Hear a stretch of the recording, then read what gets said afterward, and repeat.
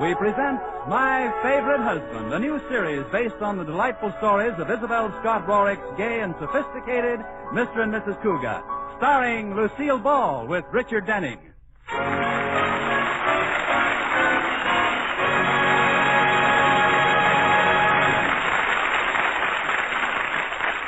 10 years ago, Elizabeth Elliot decided to marry an eligible bachelor. So she picked handsome, man-about-town George Cougat. Because, as Liz put it... George was the most eligible bachelor eligible. Well, since their marriage, neither Liz nor George has said much about children. But then, children have never said much about them either. That's because they don't have any. Children, I mean. In fact, the only time it ever came up was when they returned from their honeymoon, and George was showing Liz around their new house. Wait a minute, George. What's this little bedroom here? Well, I kind of thought it would look cute and pink and blue with nursery rhymes on the walls. But we can fix it up temporarily as a maid's room. What do you mean, temporarily as a maid's room? Well, someday we may want a couple of little ones. You mean a couple of little maids instead of one big one?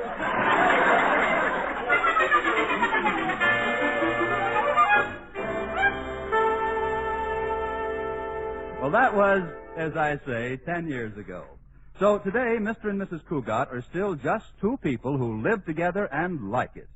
Lucille Ball is Liz, with Richard Denning as George in My Favorite Husband.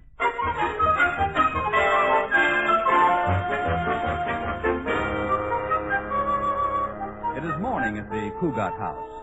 Katie, the maid, has gone out to the mailbox to see if the postman left any ads or blotters, and Liz is cooking breakfast, and George is still upstairs dressing. Finally, Liz goes to the foot of the stairs and calls. George! Yes, darling? I've got your breakfast ready. The toast is burned just the way you like it. Okay, I'll be right down. Oh, Mrs. Cougat. Yes, Katie? Why does Mr. Cougat like burnt toast? I don't know. He developed a taste for it after we were married. Good morning, Liz, darling. Morning, Katie. Morning, Mr. Cougat. George, aren't you going to kiss me this morning? On an empty stomach? Certainly. Give me a kiss. I'm fresh out. Oh, come on, George. You must have an old kiss lying around somewhere. Okay. There. How's that? That wasn't just lying around. It was dead. That had all the zip of the old George Cougat. Well, the old George Cougat better get a new zipper. What are you laughing about, Katie? I was just thinking about my first husband, Clarence. Now, there was a kisser. Good? No, ugly. Come on, George. Your breakfast is ready. Oh, so am I. Where's the morning paper, Katie? George, are you going to bury yourself in that paper again this morning? Oh, I just want to look at the financial page and see how the stock market is doing. Oh, here it is, Mr. Cougat. Oh, thanks, Katie. Let's see now. Amalgamated Copper, Fisk Tires. AT&T is down 2 points. I'd better get some. TP&L is down 1 point. Well, I'd better get some. SFO&P is down 3 points. I'd better get some. What's the matter? BVD is down 2 cents. You need some. Yes, you've been looking. You've been showing. Oh, here's an item about Jane Kendall. I have to get her something, George. She's expecting her baby. Yeah, baby. I don't want to have any of that last-minute rushing. Yeah, rushing. You know, having a baby must be pretty tough. Yeah, pretty tough. George, are you listening to me? Oh, sure, Liz, every word. What did I say? Say? Why, you said those Russians are pretty tough babies. Didn't you? No, I didn't. Oh. Tough Russians are pretty babies? Wrong again. Pretty Russian babies are tough? Never mind. Yugoslav babies? Never mind. If you weren't lost in that financial page, you'd hear what I said. Well, but Liz, in my business, it's important that I know what's happening in the stock market. I have to keep an eye on the bulls and the bears so that some wolf in sheep's clothing doesn't make me the goat. After all, I work in a bank. Sounds like the Chicago stockyards. I don't see what's so wonderful about that financial page. It bores me stiff. I haven't the slightest interest in finances. No, that's because you're not in business, darling. Say, was there any mail this morning? Katie! Yes, ma'am. Was there any mail this morning? Just the morning mail. Well, that sounds reasonable. Is that all? One letter? That's all, Mr. Cougat. But the people next door got a lot of mail this morning. Shall I go over and borrow some? Don't bother, Katie. Open the letter, George. It's probably from someone who's on their vacation. All of our friends are out of town. Let's see now. Who do we know that went to the mountains or the seashore? It's from Barclay Brothers Department Store. Oh, it can't be. Why not? Well, who do we know that would spend their vacation at a department store? Nobody. But we do know somebody who would run up a bill there last month of $250, don't we, Liz? Liz? What's new on the financial page, George? Liz. Oh, come on, George. Tell me about the Bears and the Bulls again, George. George, will you, George? Liz, this is serious. You went over your allowance again, didn't you? Yes, George. Oh, Liz. What am I going to do with you? Raise my allowance? I can't raise your allowance. I didn't get that mortgage deal with that real estate woman in Florida. Oh. Old man Atterbury must have found out about it because I didn't get that raise. Well, tell him you can't raise a wife and children on your salary. Well, but Liz, Mr. Atterbury knows we don't have any children. Well, then tell him we're expecting some on the next boat. Boat from where? Well, wherever children come from. Had a talk with your mother lately, Liz? Of course. What did she say? She gave me a book to read. You know, what was the name of it? How to Win Friends and Influence People. Well, that ought to do the trick. Liz, there's only one sensible thing for us to do. I knew you'd think of something, George. We've got to live within our means. Mm-hmm. Stick to our budget. Wonderful idea. It's not only sensible, it's impossible. It's really very simple, Liz. How? Well, just don't charge things we don't need. Sounds simple, doesn't it? Of course. George, from now on, I promise I won't charge a thing we don't need. Good. I'll pay cash for it.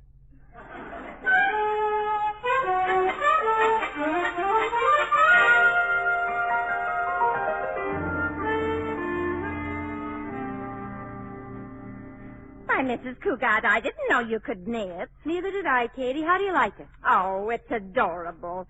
What is it? Baby booties. They're for Mrs. Kendall. Do you think they'll fit her? Katie, Mrs. Kendall's going to have a baby. Oh, are you going to be there? No, she's just having the family and a few close doctors. Mrs. Cougat, wouldn't it be easier for you to buy Mrs. Kendall some baby booties instead of getting all tangled up in that yarn? Yes, Katie, but I'm trying to help Mr. Cougat save some money. And baby booties cost $5 a pair. Well, how much did all this yarn cost? $10, but that's for 5 balls. But you won't need 5 balls of yarn to make one pair of baby booties. Well, I'm using the rest to make a sweater to match. To match the booties? No, a sweater to match the skirt I picked up for $29.95. I think it's wonderful of you to help Mr. Cougat save that way. Well, the only trouble is I had to charge all this stuff. So I think it would be better if we just didn't say anything about it, Katie. I understand, Mrs. Cougat. He'll probably laugh when he finds out that I've learned to knit. Yes, but he'll stop when he finds out how much it costs. Oh, I better hide this knitting. Hey, anybody home? Oh, it's only Corey. Yes, mankind's gift to womankind. In the living room, Corey. Hi, Liz. It's Corey Cartwright, that gay dog. Throw him a bone, Katie. Oh, I'm not in the mood for jokes, Liz. I'll put your hat in the hall, Mr. Cartwright. What's the matter, Corey? I met the most beautiful girl at a beautiful party in a beautiful penthouse last night. Didn't you have fun? Yes, the beautiful girl and I spent a beautiful evening looking at the beautiful moon. Sounds beautiful. Not quite. Why? She had an ugly husband. What was his name? I don't know. He never did catch me. Corey, what makes you so fickle? Well, I'm not fickle, Liz. I just can't make up my mind. Well, sooner or later, the right girl will come along, and then you'll settle down, and she'll be knitting these. Liz, am I seeing things? Are you knitting baby things? Yes, baby booties. Liz, you mean you? Why didn't you tell me? Well, I didn't know you'd be that interested. Interested? Of course I'm interested. Congratulations. Well, thanks. Why, I had no idea. Neither did I. In fact, I was just telling Katie I didn't know I could do it myself. Of course you can, Liz. I think every married woman should. You do? Certainly. Well, what's marriage got to do with it? But good old George, he hasn't said a word about this, Liz. Well, good old George doesn't know about it. I'll bet George... I beg your pardon? George doesn't know about it, and don't you tell him. But why? Shouldn't he know? No, Mr. Atterbury didn't give him his raise, and this wasn't on our budget, so I had to charge it. Grand payments for everything these days. But really, Liz, don't you think you should tell him? No, he'd only worry about the budget. And besides, if George found out about this, he'd want me to take it back.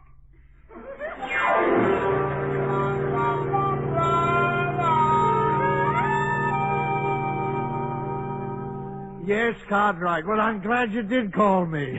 I had no idea Mrs. Cougat was expecting a bundle of joy. No wonder he's been wanting a raise.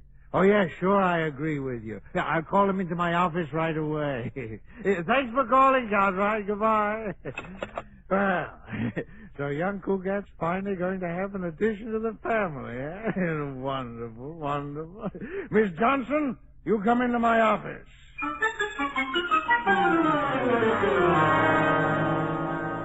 Mr. Cougat, Mr. Atterbury wants to see you right away. Uh-oh.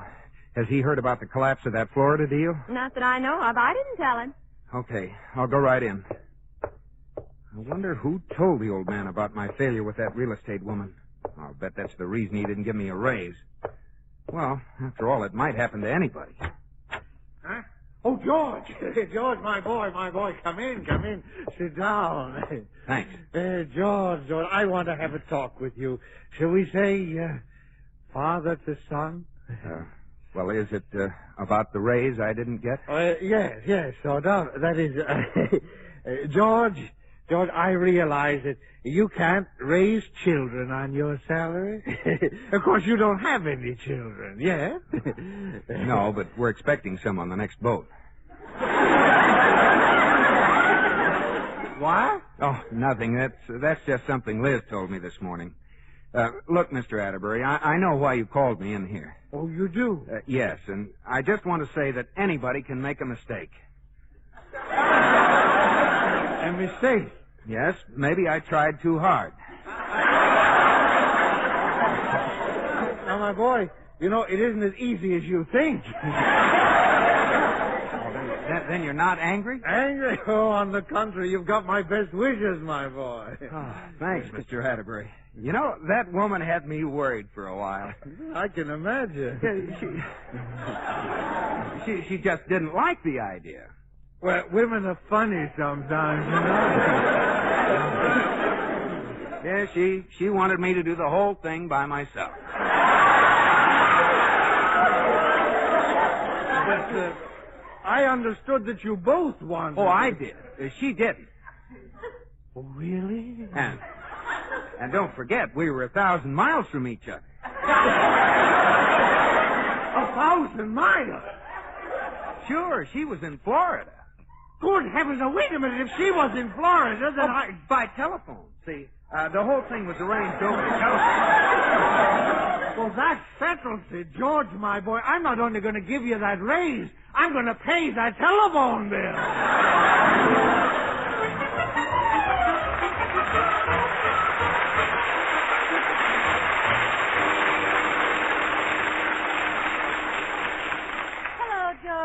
Hi, Liz. Darling, you're looking at a new man, the brand new 1948 model George Cougat. How much did you get for the old one? Plenty. How about a kiss? Aren't you afraid you'll dent your fenders? Come on, darling. How about a kiss for your hard-working husband? Nope, not in the mood. Since when? This morning. I'll bet I can make you kiss me. I'll bet you can. Okay. Well, don't let me convince you. All right. Well, first I'll put my arms around you like this. Mm-hmm. Now you put your arms around me like that. Mm-hmm. Now tilt your chin up. Mm. There. Now, when I say a word, you say the name of the first fruit you think of. Mm-hmm. Ready? Okay, but I won't kiss you. Candied. Orange. Baked. Apple. Stewed. Prunes. I win. You kissed me. But you tricked me. That was a dirty, mean, low-down, underhanded trick. Trick me again, George. You might get to like it. George Cugat, there's only one word for a man like you. What is it? Prune. Okay, scatterbrain. There. Prune is a beautiful word, George. Oh, wonderful word, prune. I love you. I love you too, Liz. Guess what happened at the office today? I don't know. Sit down and tell me all about it. Well, old man Atterbury called me in and... Hey, Liz, what's this? What's what? Well, this knitted stuff behind the chair. Knitted stuff, George? Yeah, looks like baby shoes. Oh, that. Probably dust balls. Liz, knitted dust balls? Oh, you may not know it, George, but we had the best-looking dust balls in town. Oh, wait a minute. There's a whole lot of yarn down in here, too. Look, what is it, Liz? All right, Sherlock, you win. They're baby booties. Baby booties? Mm-hmm. Liz, you mean you? Didn't think I could do it, did you? Well, sure, but Liz, darling, this is wonderful. I thought it was pretty good myself.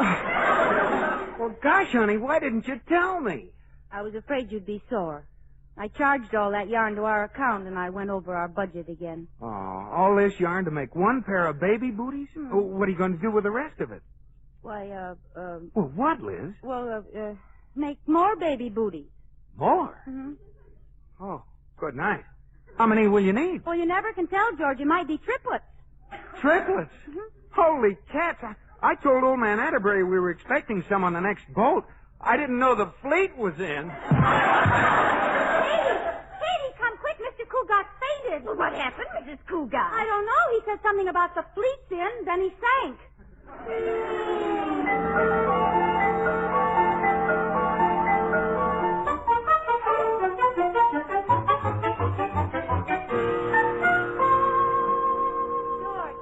George, can you hear me? Oh.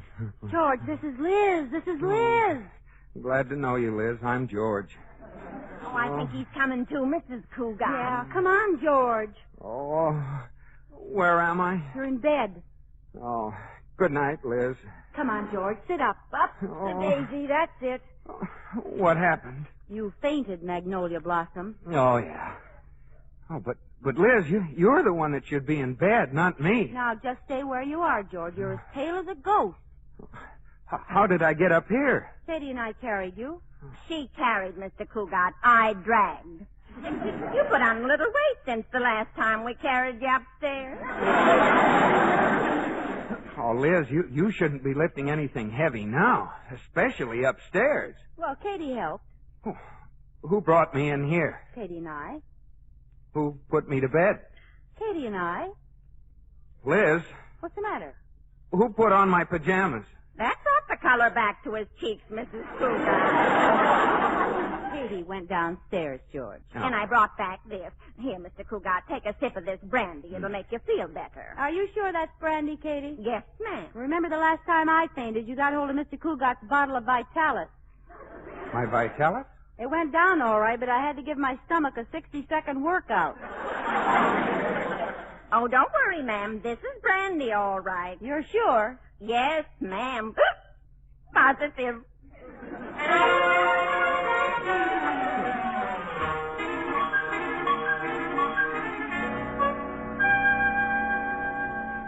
Oh, darn it, Corey. I haven't been able to do any work all day. Look at the stuff piled up on my desk. So Liz finally told you about the baby, huh, George? Well, not exactly, but when I found those baby booties, she could hardly deny it.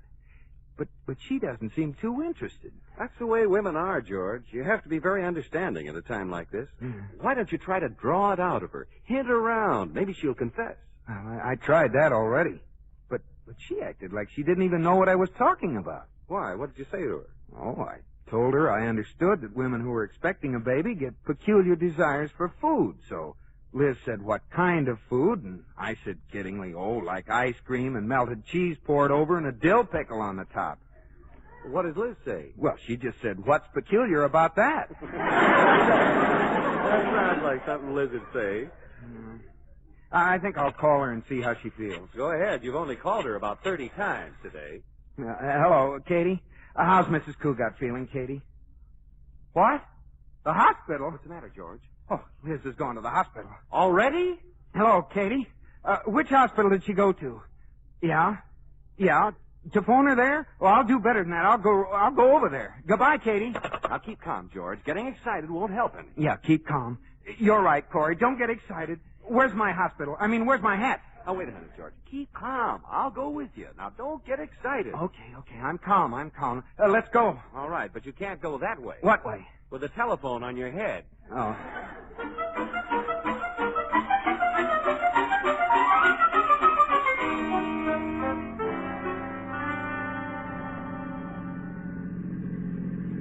Thanks a million for coming to the hospital with me, Liz. It was wonderful of you. Well, you're welcome, Jane, honey. I'm only glad I could do something to help. You have.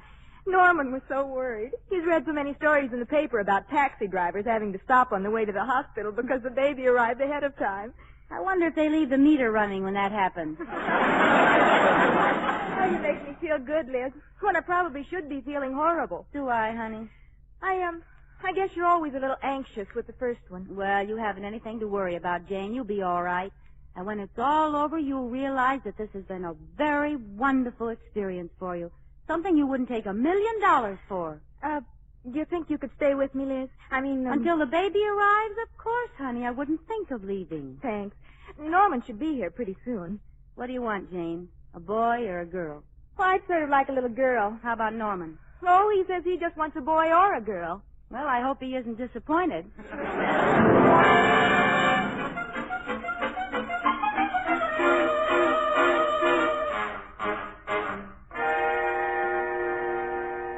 George, are you sure this is the right hospital? I don't know.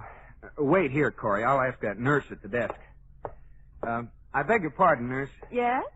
Do you have babies here? Yes. This is the place, Corey. Okay.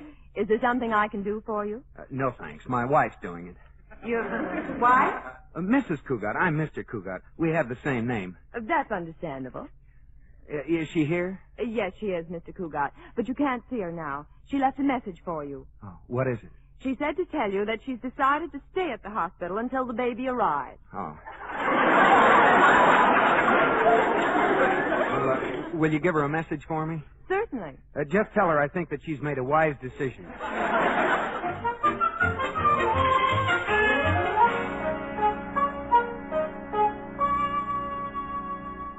George, don't you think you should go home and wait until you hear from Liz like the nurse told you? Oh, of course, Corey, but I have to get this stuff before I go home. Well, isn't it a little premature? Of course not. I want to be ready. But look at all the stuff you bought already. Electric trains, baseball bat, drum and bugle, football helmet, boxing gloves.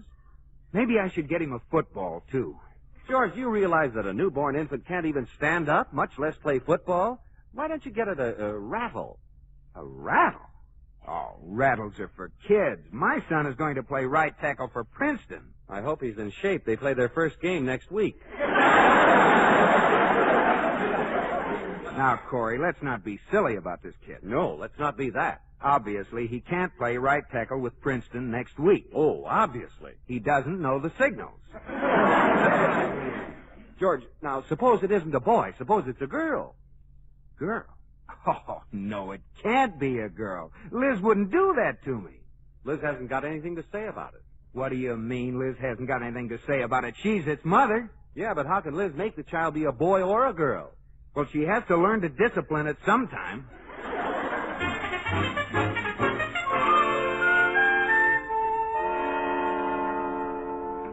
Hello, Katie. Oh, Mrs. Cougat, did Mrs. Kenzel have her baby? Yes, she did. Is Mr. Cougat home? Yes, ma'am. He and Mr. Cartwright are in the study and acting mighty strange, if you ask me. Oh, really? I'll go in. Will dinner be ready soon? Yes, ma'am, in about a half hour. George! Oh, George! What in the name of... George! Look out, Corey. Here comes the Eastbound Express.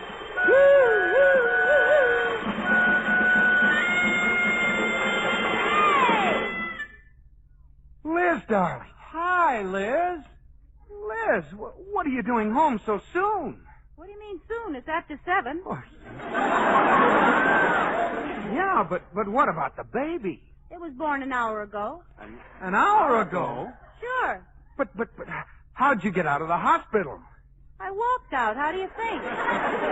Oh, but didn't the doctor say anything to you? Yes, he said goodbye. Well, I knew medical science had made progress, but I didn't know it was anything like this. What about the baby, Liz? What is it? It's a boy. A boy?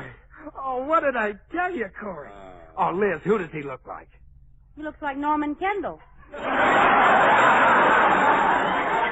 I knew it. Who?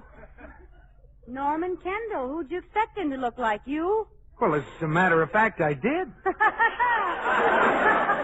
Well, after all, I am his father. What? Now listen. Excuse me, Mrs. Cougat. The hospital just phoned to tell you that it was twins. Twins? Oh, give me time. I just became the father of a boy.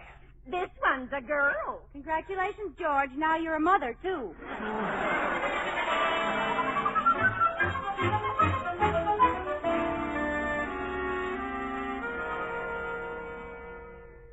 Oh, Liz, darling, why didn't you tell me Jane and Norman Kendall were expecting a baby? I told you the other morning at breakfast that you were too busy reading the financial page. Oh.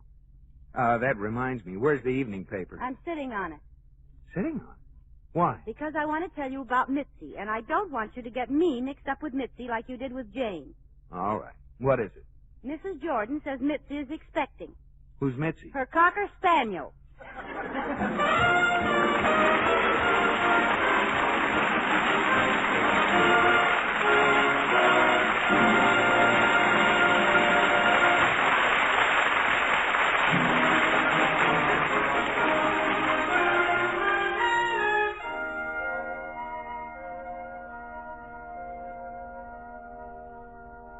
George, are you asleep?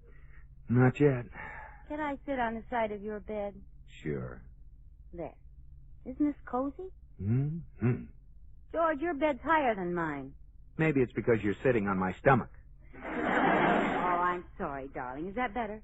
Much. George, Yes, Liz. I'll bet I can make you kiss me. I'll bet you can't. All right. First, I put my arms around you. Mm-mm. But I won't bite on this. I taught it to you. Now, tilt your chin up like this. Now, ready? Yeah, I'm ready, but I won't bite. Candied orange. Mm-mm. Baked apple. Mm-mm. Stewed, oh, darn, what is that other word? Oh, you mean prune? Liz, you tricked me. Good night, George.